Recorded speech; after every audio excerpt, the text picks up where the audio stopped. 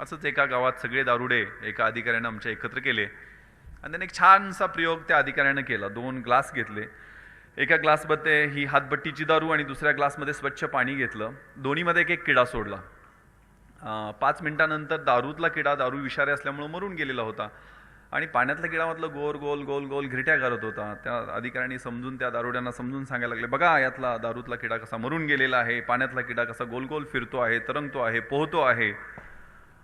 कोपऱ्यात एक दारुडा लेझिम खेळत म्हणजे बेलकांड उभा राहिला आणि म्हणाला, साहेब तुमचं बरोबर आहे, दारू पिल्यामुळं पोटातले सगळे किडे मरून जातात. मी एक गोष्ट वाचलेली होती. नदीला महापूर येतो आणि महापूर आल्यामुळं गावामध्ये पाणी शिरतं नदीचं. मग प्रशासनाचे लोक येतात त्या नदीच्या पाण्यामुळं लोकांचं विस्थापन करण्यासाठी. तहसीलदार येतात जीप गाडी घेऊन आणि ते सांगायला लागतात सगळ्यांना, बाबा चला पाणी गावात शिरणार आहे, पूर आलेला आहे. सगळे लोक निघून जातात, परंतु एक व्यक्ती असतो की जो म्हणतो, माझी देवावर प्रचंड श्रद्धा आहे, मी दरवर्षी सत्यनारायण करतो, सकाळ दुपार संध्याकाळ देवाची पूजा करतो, भजनं कीर्तनं वेळेवर जाऊन अटेंड करतो, मला काही होणार नाही, देवावर माझा पूर्ण विश्वास आहे. तो तहसीलदार जीप घेऊन आलेला असतो, तो निघून जातो बिचारा. गावामध्ये पाणी शिरतं, त्याच्या घरामध्ये पाणी शिरतं. पहिल्या मजल्यावर तो जाऊन वाट पाहतो की आता पाऊस कमी होईल, पुराचं पाणी कमी होईल, पण पाणी कमी होत नसते. पण त्याला ते एक होडी त्याच्या दिशेनं येताना दिसते. त्या होडीमध्ये काही लष्कराचे जवान असतात. ते जवान खुणावत असतात की बाबा तुला न्यायला आम्ही आलेलो आहे, तू या होडीमध्ये ये. तो गॅलरीमधनं म्हणतो, काय नाही, माझा देवावर प्रचंड विश्वास आहे, त्याचं पूजा अर्चा भजन कीर्तन सगळं मी करतो, मला काय होणार नाही. ती होडीतले लष्कराचे जवान बिचारे निघून जातात. पाणी अजून वाढतं, छपरापर्यंत येतं. आपल्या जवळचा पैसा अडका सोनं नाणं घेऊन तो छपरावर वाट पाहत बसतो. आकाशाकडे नजर असते, पाऊस कमी होईल, मग कमी होईल. तेवढं त्याला एक हेलिकॉप्टर घिरट्या घालताना दिसतं. हेलिकॉप्टरमधला पायलट एक शिडी त्यानं खाली सोडलेली असते आणि त्याला खुणावत असतो, अरे या शिडीवर चढून वरती ये, तुला पावसाचं पाणी वाढणार आहे. तो म्हणतो, माझा देवावर प्रचंड विश्वास आहे, मी भजन अर्जन कीर्तन अर्चन सगळं करतो, मला काय होणार नाही. तोही बिचारा निघून जातो. पाणी वाढतं, त्या छपराच्या वर्ण त्याच्या डोक्याच्या वर्ण जातो, तो पाण्यात वाहून जातो, बुडतो, मरतो आणि थेट परमेश्वरासमोर जाऊन उभा राहतो आणि देवाला शिव्या घालायला लागतो, अरे परमेश्वरा, तुझ्या आयुष्यभर मी पूजा अर्चा केली, कीर्तनं भजनं केली, सत्यनारायण केलं, सगळं केलं, तू कुठं होतास, का आला नाहीस मला वाचवायला. तर परमेश्वर शांतपणे उत्तर देतात, अरे ती जीप गाडी, ती होडी, ते हेलिकॉप्टर घेऊन मीच आलेलो होतो, तू मला ओळखलं नाहीस, हा तुझा प्रॉब्लेम आहे, माझा प्रॉब्लेम कसा. UPSCच्या परीक्षेची तयारी करताना 3 विचारवंतांच्या विचारांचा अभ्यास करावा लागतो, गांधी, नेहरू आणि टागोर. आता सुद्धा टागोरांच्या कवितेचा उल्लेख या ठिकाणी झाला. बापूजी म्हणजे आजकाल मुलांना लगे रहो मुन्ना भाई अशा सिनेमातनंच त्यांची फिलॉसॉफी सांगावी लागते. त्यात काहीतरी तो मुन्ना भाईला कुठली तरी क्विज कॉम्पिटिशन त्या रेडिओ जॉकीला इम्प्रेस करण्यासाठी जिंकायची असते आणि मग तो त्या सर्किटला विचारतो, अरे ओ बापूजी कौन है. तो सर्किट उत्तर देतो, अरे ओ 500 की नोट पे ओ बापूजी. वो क्या आर्मी में था क्या, पुलिस में था क्या. नहीं नहीं, उसका बॉडी वॉडी खास नहीं दिखता है, वो ज़्यादा कपड़े भी नहीं पहनता था, लेकिन उसने अंग्रेजों की वाट लगा दी. उचललेस तू मीठ मूठभर साम्राज्याचा खचला पाया, साबरमती के संत तूने कर दिया कमाल, दे दी हमें आजादी बिना खडक बिना ठाल. त्या बापूजींनी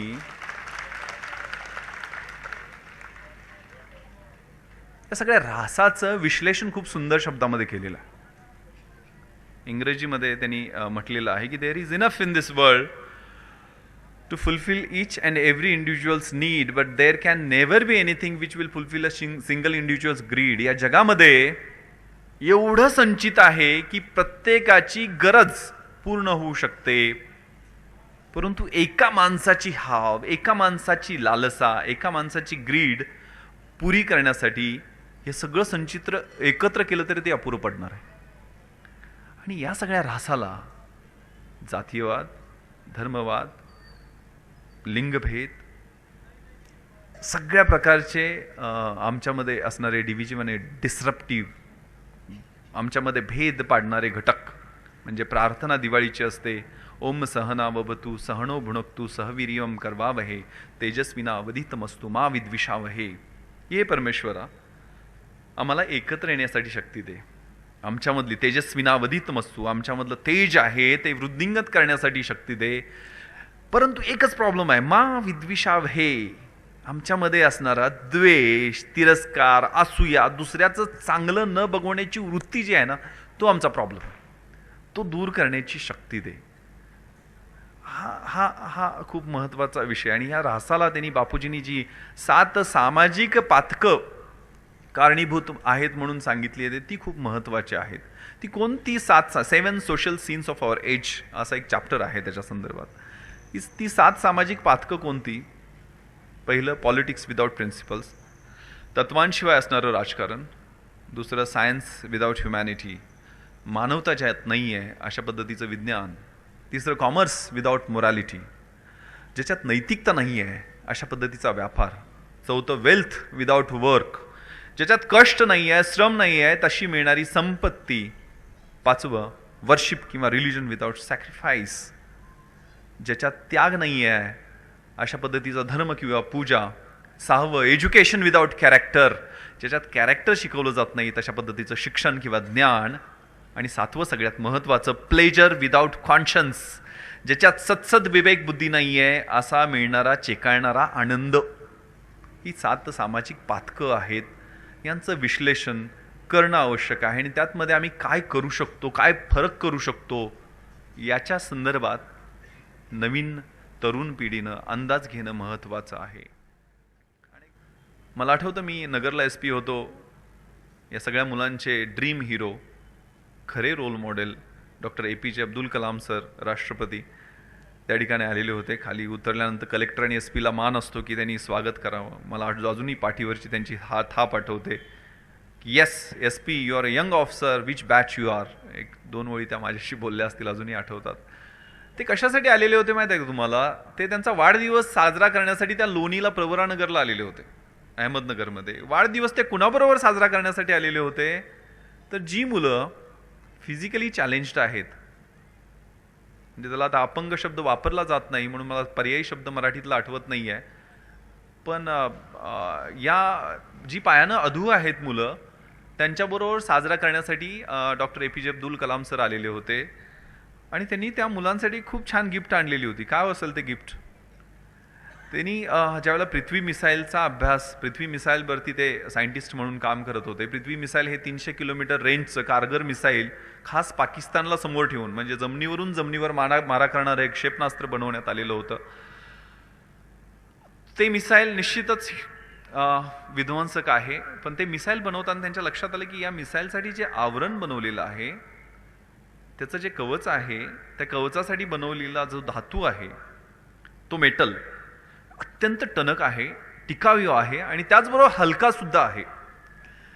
हेच मेटल, हेच टिकाऊ, टणक आणि हलकं मटेरियल जर जयपूर फूटमध्ये वापरलं तर जयपूर फूट त्या लहान लहान बालकांना ज्यांना झेप घ्यायची आहे, ज्यांना उंच उडी मारायची आहे, ज्यांना खूप खेळायचं आहे, त्यांना जर जयपूर फूट हलका फुलका वजनाचा दिला तर किती सुलभता येईल. हा कन्सेप्ट आहे सायन्स विथ ह्युमॅनिटी, मानवतेशिवाय विज्ञान आणि मानवतेसह विज्ञान. हा फरक खूप महत्त्वाचा आहे. मी जे मानवतेशिवाय विज्ञान विचार करतो, जे AK-47, जे RDX, जे ग्रेनेड्स, जे बॉम्ब्स याचा विचार करतो, ते मानवतेशिवाय असणारं विज्ञान. मी त्या प्रोफेशनमध्ये आहे, पण मुद्दाम म्हणून हा प्रसंग मी सांगू इच्छितो कारण त्या साक्षीदार आहे मी त्या प्रसंगाचं. छान गोष्ट, डॉक्टर मनमोहन सिंग आपले पंतप्रधान महिंद्रा इंटरनॅशनल कॉलेजवर पौडला आलेले होते. त्यावेळेला त्यांनी त्यांच्या भाषणामध्ये मुलांना सांगितलेली होती म्हणून मला ती खास आठवते. एक चित्रकार असतो आणि त्या चित्रकाराला परमेश्वराचं चित्र बनवायचं असतं, म्हणजे कृष्णाचं चित्र आपण म्हणू, कृष्णाचं चित्र बनवायचं असतं. त्याच्या मित्राला विचारतो की मला कृष्णाचं चित्र बनवायचं, मी काय करू? तो मित्र म्हणतो, तू एखादा छोटासा गोड असा 5-6 वर्षाचा मुलगा निवड, गोड दिसणारा, त्याला समोर बसव आणि त्याचं चित्र बनव, ते थेट कृष्णासारखं होईल. तो असंच करतो, एक छान गोड दिसणारा मुलगा निवडतो, त्याचं चित्र बनवतो, ते थेट कृष्णासारखं बनतं. चित्र खूप पॉप्युलर होतं, खूप प्रसिद्ध होतं, त्याला खूप पैसे मिळतात. 25 वर्षानंतर त्याची पुन्हा इच्छा होती की मी एक राक्षसाचं चित्र बनवणार. मग त्याच्या मित्राला परत विचारतो की अरे मला राक्षसाचं चित्र बनवायचं, मी काय करू? तो म्हणे तू जा जेलमध्ये, एक हिंस्र असा अपराधी, केस वाढलेले, दाढी वाढलेले, डोळे लाल, असा हिंस्र जन, अनेक खून केलेले आहेत, दंगली घडून आणलेले आहेत, बलात्कार केलेले आहेत, दहशतवादी कृत्य केले आहेत, असा निवड आणि त्याचं चित्र बनवते, थेट राक्षसासारखं बनू शकेल, शैतानासारखं बनू शकेल. तो जेलमध्ये जातो, जेलच्या परवानगीनं असा एक आरोपी निवडतो, त्याला समोर बसवतो आणि त्याचं चित्र बनवायला सुरुवात करतो. चित्र बनवताना तो चित्रकार कडे तो पाहतो आणि म्हणतो काय रे तू काय कशाचं चित्र बनवतोय? तो म्हणतोय तुला पाहून मी राक्षसाचं चित्र बनवतोय. हे ऐकल्यानंतर त्या आरोपीला काय जाणवतं माहित नाही, ढसाढसा तो रडायला लागतो. तर चित्रकाराला आश्चर्य वाटतं की एवढा हा अपराधी, हा एवढा मोठा आरोपी रडतोय का? तर तो विचारतो तू का रडतोयस? तर चित्रकाराला तो म्हणतो की 25 वर्षापूर्वी ज्या लहान मुलाचं तुम्ही चित्र बनवलेलं होतं तो मीच आहे. या 25 वर्षामध्ये माझ्यातला देव, माझ्यातला कृष्ण, माझ्यातला ईश्वर, माझ्यातला अल्लाह, माझ्यातला येशू हळूहळू हळूहळू मरत गेला आणि माझ्यातला राक्षस, माझ्यातला शैतान, माझ्यातला डेमन हा अधिक अधिक अधिक ताकदवान होत गेला. हे आतमध्ये रोज चाललेलं आहे. पाप पुण्य, देव शैतान याचं युद्ध आपल्या आतमध्ये रोज चाललेलं आहे. हे युद्ध कोण जिंकतं? ज्याला आपण खाऊ घालतो, ज्याला आपण खाऊ घालतो तो जिंकत असतो. अनेकदा म्हणजे ह्या दंगली होतात त्यावेळेला हा प्रश्न माझ्या समोर येतो की कशावरनं असतंय. कोणीतरी हराळी खाताना गणपतीची मूर्ती मोडती आणि कुठंतरी एखादा माथेमोरू एखाद्या मशीदमध्ये डुक्कर मारून टाकतो आणि सत्सद विवेक बुद्धीच्या गप्पा करणारे आम्ही लोक एकमेकांचे गळे चिरायला सिद्ध होतो. रस्त्यावर सामूहिक बलात्कार होतात. त्यावेळेला मग ते लष्कर पण आतमध्ये बोलवावं लागतं, पॅरामिलिटरी फोर्सेस पण आतमध्ये बोलवावे लागतात. आणि अशी जर आम्ही आतमध्ये भांडणं करत राहिलो आणि लष्कर जर आतमध्ये बोलवावं लागत असलं तर सीमेचं संरक्षण करायचं कुणी? भांडणं आम्ही किती करत बसणार? नक्षलवाद आहे, इन्सर्जन्सी आहे, टेररिझम आहे, जातीय दंगली आहेत. हे आतले आतले प्रश्न आपण सोडवायचे का लष्कराला सोडवायला बोलवायचं? हा खूप महत्त्वाचा आहे. हे खूप छान शेर आहे. कितने दीवाने हैं लोग जो कभी फूलों पे पत्थर और पत्थरों पे फूल फेंकते हैं. हम तो इन्हें खड़े हुए देखना चाहते हैं लेकिन ये कभी मंदिर कभी मस्जिद खड़ी कर देते हैं और खुद गिर जाते हैं.